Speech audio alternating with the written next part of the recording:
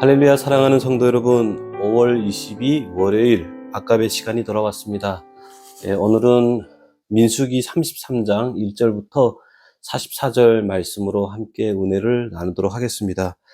33장은 하나님께서 모세를 통하여 기록하라 명하신 광야 여행 경로에 관한 기록이 등장을 합니다. 하나님은 이 경로를 누구를 위하여 기록하기를 원하셨을까요?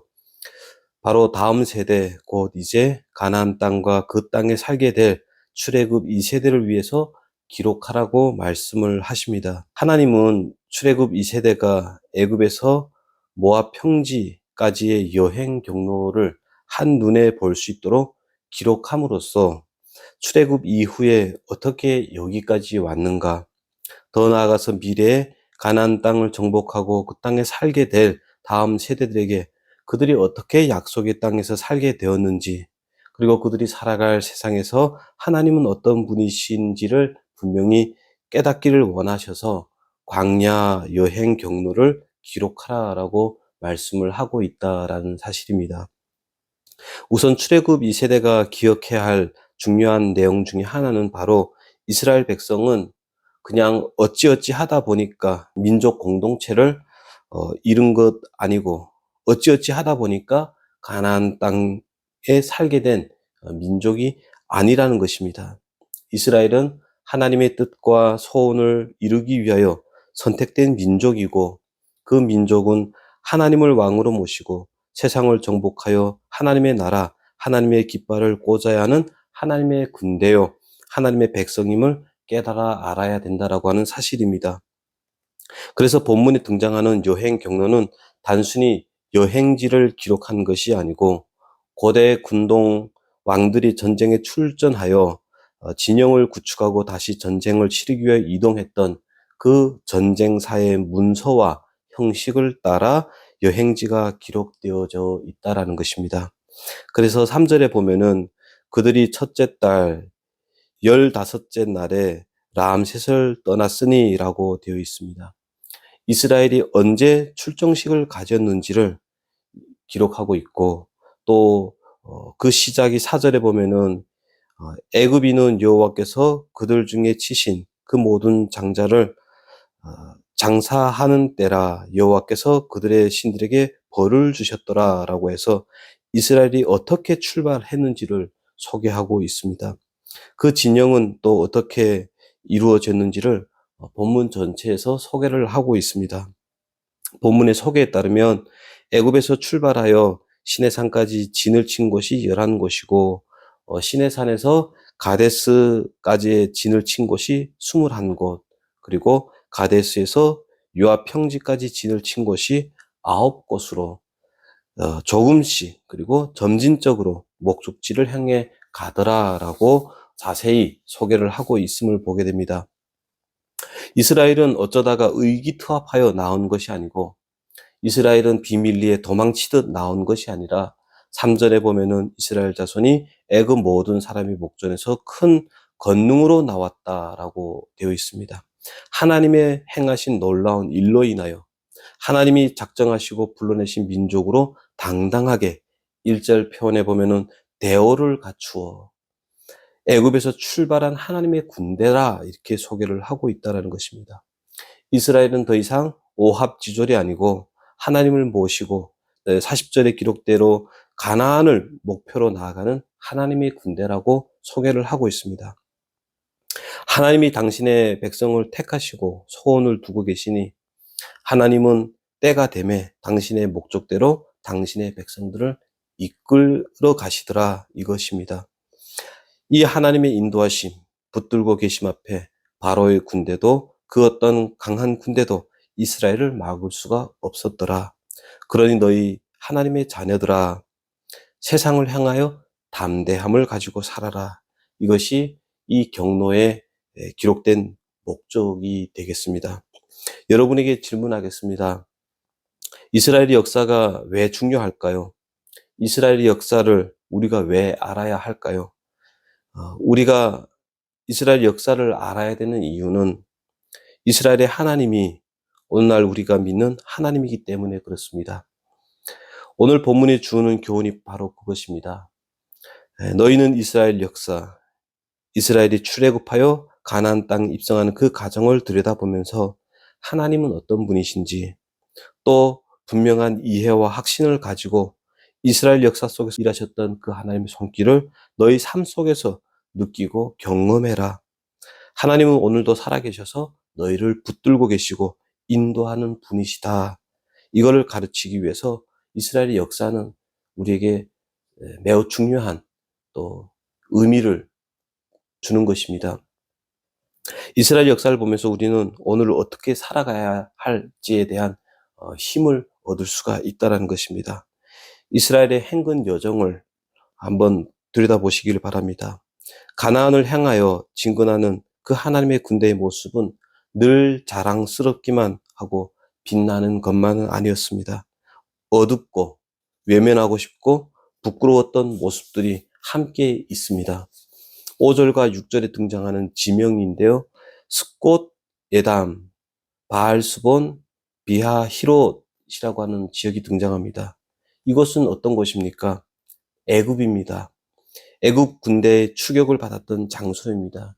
생존의 위험을 받았던 곳입니다. 그곳에서 이스라엘은 어떻게 하였습니까? 출애굽기 14장 11절에 보면은 그들이 또 모세에게 이르되 애굽에 매장지가 없어서 당신이 우리를 이끌어내어 이 광야에서 죽게 하였느냐?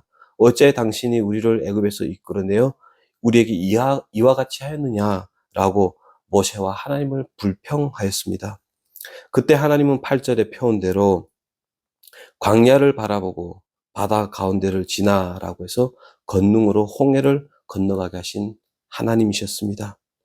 에담의 뜻이 뭘까요? 그들과 함께라고 하는 의미를 가지고 있습니다. 의역을 하면 그들과 함께 하는 이가 누구냐 이렇게 묻는 것입니다. 이스라엘, 그들은 계속해서 쓴 물이 있는 마라와 샘물과 또 종려나무가 풍성했던 엘림을 지나갔었습니다. 그때 그들의 모습은 어떠했습니까? 그들은 마실 물이 없으면 죽을 것 같아서 하나님 앞에 불평하고 불만했습니다. 물과 그늘이 있는 엘림에 와서는 그 물과 그늘로 인하여 그들은 안도했었습니다. 그들과 함께하는 하나님이 아니라 물과 그늘 때문에 울고 웃었던 그들이다 이렇게 이야기를 합니다. 에담 곧 그들과 함께한 이가 누구냐에 대해서 이스라엘은 생각하지 않더라는 겁니다. 14절과 15절에 등장하는 르비딤에서는 그들이 어떻게 하였습니까? 말 그대로 평지입니다. 평지. 끝이 보이지 않는 광활한 평원을 보면서 그들과 함께하는 하나님을 잊어버리고 또 물이 없어서 불평했다라고 성경은 기록합니다. 그때 출애굽기 17장에 보면은 불평하는 이스라엘을 위하여 하나님께서 물을 주셨다라고 합니다. 여기 이스라엘의 행군 경로와 모든 장소를 생각할 때마다 그곳에서 있었던 사건들은 이스라엘을 자랑스럽게 하는 것이 아니고 부끄럽게 하였던 역사적인 장소들입니다.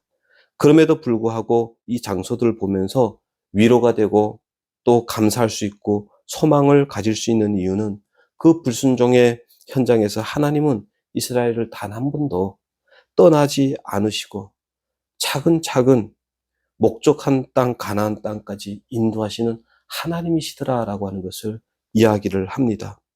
하나님은 아무런 자격도 조건도 없는 이들에게 시내산에서 율법을 주십니다. 이제 하나님이 무엇을 기뻐하시고 무엇을 원하는지 알게 되었지만 단 한 번도 하나님을 기쁘게 하는 삶을 살아내지 못했던 그들이었습니다. 가나안으로 가는 동안 그들은 많은 곳에서 진을 쳤습니다. 재미있는 것은 그 지명들의 뜻을 보면 다양한 상상력을 우리가 펼쳐볼 수 있습니다. 예를 들면 13절에 돕가의 진을 치고 돕가를 떠나 알루스의 진을 치고라고 되어 있는데요. 돕가는 두드림이라고 하는 뜻입니다. 알루스는 나는 빵을 반죽하여 만들었다 라고 하는 의미입니다. 정확하게 알 수는 없지만 아마도 다양한 사건과 의미를 담고 있는 지명임이 분명합니다. 뒤에 등장하는 수많은 지명들에 대해서, 그리고 그곳에서 분명히 어떤 일들이 일어난지 우리는 알 수가 없습니다. 추측컨대 자랑보다는 부끄러움이고 그리고 감사일 것입니다. 하나님은 그들에게 그렇게 시내산에서 가데스, 다시 가데스에서 모압 평지까지 그들을 목적한 땅 가나안으로 인도하시는 하나님이셨습니다. 마지막 그들이 지친 곳의 이름이 무엇이었습니까? 49절에 보면 요단강과 모압 평지의 진영이 벳 여시모에서부터 아벨 시딤에 이르러 이렇게 되어 있습니다. 벳 여시못이라고 하는 것은 사막의 집이라고 하는 뜻입니다. 아벨 시딤이라고 하는 것은 아카시아의 초원에 이르렀다. 아카시아의 초원이라고 하는 뜻입니다. 다시 말씀드리면 척박한 곳에서 푸른 초장으로 인도함을 받았다라는 것입니다. 하나님께서 이렇게 당신의 백성들을 이끄셨다라고 합니다. 포기할 만하신데 하나님은 포기하지 않더라는 겁니다. 왜 그렇게 하셔야만 했을까요?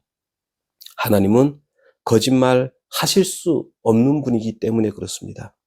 지켜주마, 함께하마 약속하셨으면 그 약속을 반드시 지키시고 이루시는 분이시기 때문에 이스라엘 백성들을 붙들고 가시더라는 겁니다.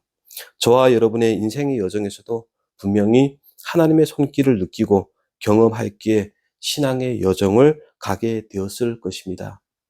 이제 신앙의 눈을 뜨셨다면 성경에서 말씀하셨던 그 하나님을 더 많이 경험하시기를 기도해야 될 것입니다. 그 하나님의 선하심과 인자심이 우리에게 또 무엇을 원하시고 어떤 자리까지 우리를 인도하시는지에 대한 그래서 그것을 깨닫는 은혜가 있기를 소망합니다. 오늘도 세상의 어떤 것도 이스라엘을 하나님의 약속에서 떼어놓을 수 없었고 또 방해할 수 없었고 무효시킬 수 없었던 그 역사적인 사건을 보면서 하나님의 자녀들아, 하나님의 신실하심을 믿고 하나님의 복되신 인도하심 속에 영광과 승리를 바라보며 하나님을 의지하며 살지 않겠니? 광야 출애굽 이 세대처럼 원망하다 죽는 그런 인생으로 살지 않기를 바란다라고 하는 이 부르심 앞에 저와 여러분 믿음으로 반응하시는 복된 인생 되기를 다시 한번 말씀 가운데 조명 받으시고 결단하시기를 소원합니다. 함께 기도하겠습니다. 하나님 아버지, 오늘도 이스라엘의 여행 경로를 통하여 하나님이 어떤 분인지를 함께 살펴보았습니다. 본문 속에 등장한 하나님은 신실하신 분이셨습니다. 포기하지 않으시고 약속과 영광의 자리로 인도하신 하나님이셨습니다. 우리가 믿는 하나님, 우리를 영광과 승리로 인도하시되 우리의 못난 것을 하나님의 선하심과 은혜로 덮으셔서 복된 자리로 인도하시는 하나님이신 줄 믿습니다. 오늘도 우리의 연약함 하나님 앞에 내려놓고 하나님의 크신 은혜 앞에 복된 인생, 승리한 인생 살 수 있도록 도와주시옵소서. 예수님의 이름으로 기도합니다. 아멘. 감사합니다. 오늘도 말씀 붙잡고 승리하시길 바랍니다. 감사합니다.